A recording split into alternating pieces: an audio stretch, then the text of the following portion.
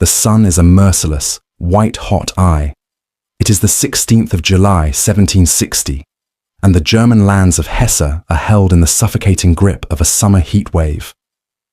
Near the quiet village of Emsdorf, the air is thick, still, and heavy with the smell of dry dust, hot pine, and the distant, savory scent of cook fires.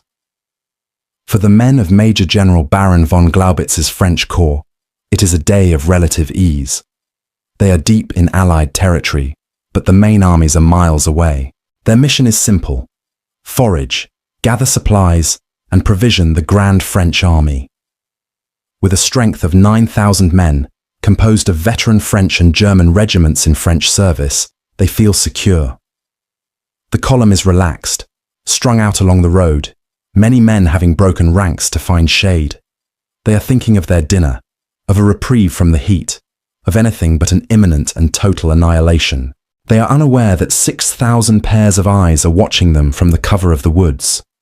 They are unaware that a 25-year-old prince is about to unleash a new kind of war upon them. This is a forgotten battle in a forgotten theatre of a global war. The 7 Years' War, a conflict that stretches from the forests of North America to the plains of India, is also tearing the heart out of Europe. Here, in the German states, a vast French army seeks to crush Prussia and its allies, including Great Britain. The main Allied army, a composite force of British, Hanoverian, Hessian, and Brunswick troops, is commanded by the brilliant Duke Ferdinand of Brunswick. But today, the focus is not on the Duke. It is on his nephew, Karl Wilhelm Ferdinand, the hereditary Prince of Brunswick. He is a young man of boundless aggression and tactical audacity, and he has been entrusted with a detached mobile force of 6,000 men. His mission is not to forage, but to hunt. His target, the 9,000 men of Baron von Glaubitz's corps. The prince's force is a microcosm of the Allied army.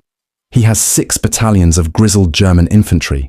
He has disciplined Hessian and Brunswick dragoons, and the feared Hessian Jägers, elite riflemen who move like ghosts through the trees. But his spearhead, his secret weapon, is something new. It is a regiment of British cavalry, unlike any seen before, clad in red coats, mounted on fast, light horses, and trained to kill with a terrible focus speed. They are the 15th Light Dragoons, and this is their very first day of battle. Their commander, Lieutenant Colonel George Augustus Elliot, a man as grim and unyielding as the Rock of Gibraltar he would one day defend, has trained them for this single moment. He has forged them into a weapon of pure shock, and he now sits astride his horse, waiting for the signal from his prince. The French, oblivious, continue to prepare their meals, the humid air carrying the lazy murmur of their camp. The trap is set. The ambush, one of the most brilliant and lopsided of the entire war, is about to be sprung. The story of Emsdorf is not one of grinding musket lines. It is a story of speed, surprise, and the terrifying debut of a legend. The French sense of security, while foolish in hindsight, was not entirely baseless. The war in Western Germany had become a complex dance of maneuver, a Kabinettskrieg, where armies marched and countermarched, more intent on securing supply lines and strategic towns than on fighting decisive bloody battles. The main Allied army under Duke Ferdinand was a known quantity, its movements tracked by French scouts. This detached corps under Baron von Glaubitz, however, was a vital organ, a foraging party deep in enemy land, essential for sustaining the larger French war machine. His force was powerful, nearly 10,000 strong, and he had no reason to expect a significant detached enemy corps to be in his immediate vicinity. His regiments, Royal Bavière, Anhalt, Belsunce, were solid professional units, supported by the dragoons of Bercheny and Royal Nassau. They were not a rabble, they were an army, but they were an army at ease, spread out in a long column of march, a formation ideal for movement, but a tactical nightmare for defense. They were a snake, sunning itself on a rock, vulnerable to any man bold enough to bring down a stone. That bold man was the hereditary prince. At 25, Karl Wilhelm Ferdinand was the very picture of the new, aggressive school of command. He was not his uncle, the methodical and careful Duke Ferdinand. The prince was a creature of impulse, speed, and audacity, a commander who believed in the power of a rapid march and a sudden, violent blow. When his scouts confirmed the location and disposition of Glaubitz's corps, he saw not a risk, but an opportunity for total victory. His own force of 6,000 was smaller, but it was perfectly balanced for the task at hand. It was a scalpel, not a sledgehammer. He had the solid weight of 6 German infantry battalions to act as his anvil, but his true weapons were those of speed. He had Hessian and Brunswick dragoons, battle-hardened and reliable. He had the Hessian Jägers, the hunters, clothed in green, who carried the long, heavy Gewehr rifles. These men were the precursors to modern snipers. They moved through the forests with lethal independence, their rifles possessing a range and accuracy that the smooth-bore muskets of the line infantry could never hope to match. They would be the ones to sow the first seeds of panic, to pick off the French officers and pickets, blinding the French command before the main blow fell. But the Jaegers were not the killing stroke. That honour was reserved for the British. Lieutenant Colonel George Augustus Elliot was a man apart. Austere, disciplined, and utterly uncompromising, he had been given the task of creating something the British Army desperately needed: a true light cavalry. The British were famed for their heavy cavalry, the thundering heavyweight charge of regiments that could shatter a line, but they lacked the light, fast, versatile horsemen of their continental allies, the Hussars. Elliot had been tasked with raising the 15th Regiment and turning them into just that. He had trained them with a relentless, meticulous fury. He drilled them not just in scouting and skirmishing, the traditional roles for light horse, but in the charge. He taught them to ride as one, to handle their new curved pattern 1756 sabres, and to deliver a high-speed shock attack that could break infantry. He trained them to be a hybrid, to have the speed of a hussar, but the devastating punch of a heavy dragoon. The 15th Light Dragoons were his personal creation. His baptism by fire was yet to come. Today, at Emsdorf, his new regiment, clad in their distinctive red coats, would finally be put to the test. They were an unknown quantity, a fresh, untried technology of war, and their commander was determined to prove his theories correct, even if it cost his men their lives. As the prince's force crept into position, the Jaegers fanning out through the trees, the French column remained blissfully unaware. The trap was about to close. The noonday sun climbed higher, relentlessly beating down on the Emsdorf countryside. By approximately 1 p.m., the first subtle tremors of the Allied approach reached the sprawling French column. It was not the blare of trumpets or the crash of drums, but the sharp crack of rifle fire echoing from the dense woods that bordered the road. The Hessian Jaegers, operating with the lethal independence for which they were renowned, had made contact. They were picking off the French pickets, the outermost sentinels who guarded the column's flank. These were not the massed volleys of line infantry. These were targeted shots, each one a harbinger of something far more menacing. Confusion rippled through Glaubitz's forward elements. Officers barked orders, trying to ascertain the strength and disposition of these elusive skirmishers. But the Jaegers were just that. Elusive. They were designed to harass, to delay, to sow panic, and above all, to fix the enemy's attention, while the true hammer blow was being prepared. Meanwhile, the hereditary prince, a whirlwind of nervous energy and grim determination, was orchestrating the main attack. His genius lay in understanding the terrain and the enemy's complacency. The French column was stretched, vulnerable, and flanked by wooded areas and rising ground that offered excellent cover for his approach. He deployed his German infantry battalions to hold the French vanguard, creating a pinning force that would prevent Glaubitz from maneuvering effectively.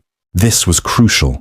If the French could form proper defensive lines, or worse, squares, the entire plan would be jeopardized. But the Jaegers had bought him precious minutes, and the element of surprise was still overwhelmingly on his side. He knew that the battle would not be won by a protracted infantry engagement. It would be won by speed, by shock, and by the devastating power of cavalry. His gaze settled on the British 15th Light Dragoons, drawn up in precise formation, their red coats a vibrant splash against the green of the summer foliage. Elliot, his face a mask of iron resolve, sat at the head of his regiment, his sabre glinting in the harsh sunlight. This was the moment. The prince gave the order. With a guttural roar, the 15th Light Dragoons surged forward, their horses thundering over the dry ground. This was their first charge, their very first taste of combat, and they met it with an astonishing ferocity. They were not merely charging a line of infantry. They were crashing into the flank of a confused, unprepared column of French troops, specifically targeting the Belsunce infantry regiment. The sound was deafening, the rhythmic beat of hundreds of hooves, the shouts of the British dragoons, and then the screams of the French as the curved sabres of Elliot's men descended upon them. The impact was devastating. The Belsunce regiment, caught entirely by surprise and unable to form square, shattered instantly. Men were cut down, trampled, or simply broke and fled in blind panic. The carefully cultivated discipline of years melted away in the face of this sudden, terrifying onslaught. Elliot, instead of allowing his men to pursue individual fugitives, immediately rallied them. This was the mark of true training and leadership. He wheeled them around, reformed their ranks with astonishing speed, and without hesitation led them into a second charge. This was no simple rout. This was a systematic demolition. Again and again, the red-coated dragoons slammed into the reeling French column, hacking, slashing, and utterly annihilating any semblance of order. The French regiments, still trying to orient themselves, still attempting to understand the nature of this sudden, violent enemy, found themselves assailed from multiple directions as the Allied Hessian and Brunswick dragoons joined the fray, exploiting the breaches created by Elliot's men. The Battle of Emsdorf, a name that would echo only faintly in the grand tapestry of the war, was becoming a masterclass in light cavalry tactics. The French military machine, renowned for its discipline and élan, was simply not built to withstand this kind of attack. The very concept was alien. Heavy cavalry charged to break a formed line, light cavalry skirmished and chased. What Elliot and the 15th were doing was something new, a terrifying hybrid that combined the speed of the latter with the shock of the former. In total, the 15th Light Dragoons, in their first ever engagement, would charge a staggering 5 times. This was not the wild, uncontrolled melee of a barbarian horde. This was the cold, calculated and relentless application of a new tactical doctrine. Between each charge, Lieutenant Colonel Elliot, a man whose presence on the battlefield was a living bastion of order, would signal the rally. His men, high on adrenaline but bound by the iron of their training, would pull up, reform their ranks, and turn to find a new, unbroken section of the French column to shatter, the curved pattern.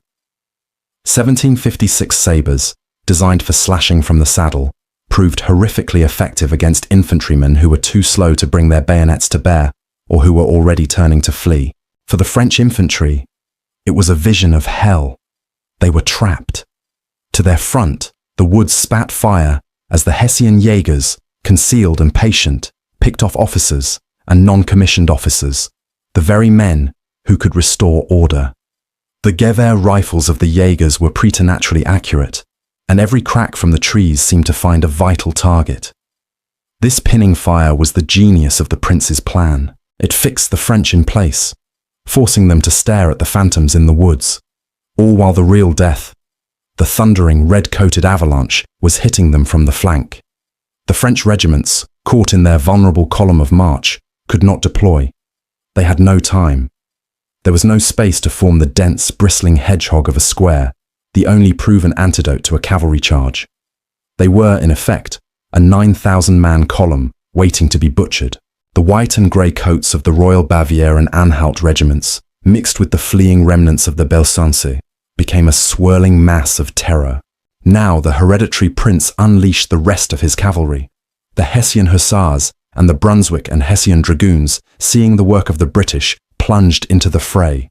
The entire flank of Glaubitz's corps dissolved. What had been a professional foraging army just minutes before was now a panicked mob, a torrent of individual men desperate to escape. The heat, that suffocating, oppressive 16th of July heat, became a new enemy. Men wearing thick wool uniforms, carrying heavy muskets and packs, were running for their lives under a sun that offered no quarter. The dust kicked up by thousands of boots and hooves created a choking sulphurous cloud that mingled with the acrid smoke of black powder. The sounds were a cacophony. The high-pitched screams of the wounded, the ceaseless bellowing of officers trying to be heard over the din, the pop, pop, pop of the Jaeger rifles, and rising above it all, the continuous, terrifying drumbeat of hooves and the triumphant huzzah of the British cavalry as they reformed for yet another charge. The French line had not just been broken, it had been eviscerated. The battle was over. The pursuit and the true measure of the lopsided victory had just begun. The rout was total. The entire 9,000-man French corps had ceased to exist as a coherent fighting force. It was now a frantic, scrambling mass of terrified individuals streaming southwards, their only thought to escape the relentless sabres that had appeared as if from nowhere. The hereditary prince, seeing the complete disintegration of his foe, did not pause. He, along with Lieutenant Colonel Elliot, unleashed his cavalry in a full-throated pursuit that would stretch for miles. The battle had transformed. It was no longer a tactical engagement, it was a fox hunt. And the 15th Light Dragoons, having tasted their first blood, proved to be terrifyingly efficient hunters. They, along with their Hessian and Brunswick counterparts, fanned out. Their horses, though lathered in sweat, still faster than any man on foot. The French, in their heavy wool uniforms, carrying 60 pounds of gear, were running for their lives in the blistering, unforgiving heat. This heat, which had been a mere discomfort before the battle, now became an active agent of death. The scorching sun, now past its zenith, was relentless. The air was a furnace, the dust kicked up by the pursuit so thick it was hard to breathe. Men collapsed not just from wounds, but from pure heat stroke. The battlefield, or rather the pursuit route, was littered with them. French infantrymen, desperate to lighten their load, threw away their muskets, their packs, anything that might slow them down. But it was no use. The curved sabres of the light dragoons were merciless. The pattern 1756 was not a stabbing weapon. It was a tool for slashing, and in a running pursuit, it was devastatingly effective against a fleeing, unprotected back. The huzzas of the British mingled with the guttural shouts of the German hussars, a sound that would haunt the survivors for the rest of their lives. Even the pursuers were not immune. The brief mentions a terrible toll taken by the sun. Horses, pushed to their absolute limit, stumbled and fell, their lungs bursting. Dragoons, in their own thick wool coats, reeled in the saddle, their vision blurring. The pursuit was a desperate, miles-long race against exhaustion and heat prostration, but the hereditary prince himself was at the forefront. This was not a battle he directed from a distant hill. He was in the thick of it, his sword in hand, embodying the very spirit of aggressive warfare that defined him. He personally led the chase, urging his men on, determined to capture not just the baggage and cannons, but the enemy commander himself. Finally, after miles of brutal, grinding pursuit, the Allied cavalry, led by the indomitable prince, ran down the French rear guard. This small, exhausted knot of men was all that remained of Glaubitz's command structure. Among them, his uniform caked in dust, his face a mask of disbelief and despair, was Major General Baron von Glaubitz. Cornered, his army shattered, and with the hereditary Prince of Brunswick at his throat, he had no choice. He surrendered his sword. With him, another general, the Prince of Anhalt, was also taken. The victory was no longer just a tactical rout, it was a strategic capture. The Allies had not only destroyed a 9,000-man corps, they had taken its entire leadership captive. The forgotten Battle of Emsdorf was now over, leaving a scene of unparalleled victory and human suffering baking under the oppressive German sun. As the dust began to settle over the ravaged fields and woodlands near Emsdorf, the full scope of the hereditary prince's victory became blindingly clear. It was not merely a victory, it was an annihilation, a tactical masterpiece that would be studied by cavalrymen for a century, even if it was overshadowed in the press by the larger, bloodier battles of the war. The butcher's bill, as the grim accounting of casualties was known, told a story more eloquent than any dispatch. On the Allied side, the cost of this stunning success was almost miraculously light. A total of approximately 186 men were killed or wounded. This number, while a tragedy for the families of those who fell, was astonishingly low for an engagement of this scale. A significant portion of these casualties were not even from French musket balls or bayonets, but from the brutal, unrelenting heat. The 15th Light Dragoons, who had charged 5 times into the heart of the enemy, had paid a price in the debilitating exhaustion of both men and their mounts, but their combat losses were minimal, a testament to the speed and shock of their assault, which had prevented the French from ever mounting an organized, volley-fire defense. In stark contrast, the French corps had been, for all practical purposes, erased from the 7 Years' War. The numbers were catastrophic. Approximately 2,500. French and German soldiers in French service were killed, wounded, or captured. The fields and roads were a grim tableau of white and grey coats, the dead and the dying lying where they had fallen, many simply victims of heat stroke during the desperate, miles-long flight. But the true measure of the victory was in the captures. The Allied troops, in their relentless pursuit, had not just scattered the enemy, they had taken them prisoner en masse. This included the ultimate prize, the French commanding general, Baron von Glaubitz, and his subordinate, the Prince of Anhalt. To capture one enemy general was a success. To capture 2 was a strategic coup that would send shockwaves through the French high command. But the spoils did not end there. The entire material of the French corps was now in Allied hands. 9 cannons, the prized artillery that gave an army its voice, were captured. 5 regimental colours, the sacred banners around which regiments lived, fought, and died, were taken. To lose a colour was the ultimate disgrace, a sign that the regiment's heart had been ripped out. To lose 5 in a single engagement was a humiliation almost beyond comprehension. The entire French baggage train, the logistical lifeblood of Glaubitz's foraging mission, was also seized. The Allied army, which was always in need of supplies, had just captured a treasure trove. The hereditary prince, barely 25 years old, had, in a single afternoon, destroyed a 9,000-man enemy force, captured its entire command structure, seized its artillery and colours, and done so for the cost of fewer than 200 of his own men. It was, by any measure, one of the most lopsided victories of the entire war. And at the heart of it all, covered in sweat, dust, and the grim evidence of their first battle, were the red-coated men of the 15th Light Dragoons. Their baptism by fire was complete. The immediate material gains were staggering: prisoners, guns, and colours. But the true, lasting legacy of Emsdorf was not measured in captured material. It was measured in the validation of an idea. The star of this victory, the element that transformed a simple ambush into a tactical masterpiece, was undeniably the British 15th Elliott's Light Dragons. This, their very first engagement, was not just a battle, it was a demonstration. It was the baptism by fire for an entirely new type of soldier, a new technology of war forged in the mind of one of Britain's most singular and uncompromising officers, Lieutenant Colonel George Augustus Elliott. Elliott, a man who would one day earn immortal fame as Lord Heathfield, the hero of Gibraltar, was an austere, meticulously professional soldier. He was a student of warfare in its purest, most scientific form.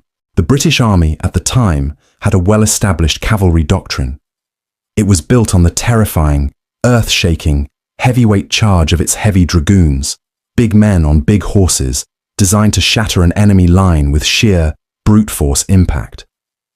But in the tangled, wooded and hilly terrain of Western Germany, this sledgehammer was not always the right tool. The British lacked the ubiquitous light cavalry of their allies and enemies, the hussars. These were the eyes and ears of an army, the scouts, the skirmishers, the raiders who could screen a march, chase a broken foe, and live off the land. The British High Command, recognizing this gap, had authorized the creation of new light regiments. The 15th was the first, but Elliott, in his wisdom, decided not to simply create a carbon copy of a Hungarian hussar. He sought to create something better, a hybrid that fused the speed of a hussar with the shock power of a British dragoon. His training regimen was relentless. He drilled his men not just in scouting, but in the charge. He taught them to be masters of their mounts, smaller, faster horses, not the heavy chargers of the Royal Dragoons. He eschewed the heavy breastplates and equipment that could tire a horse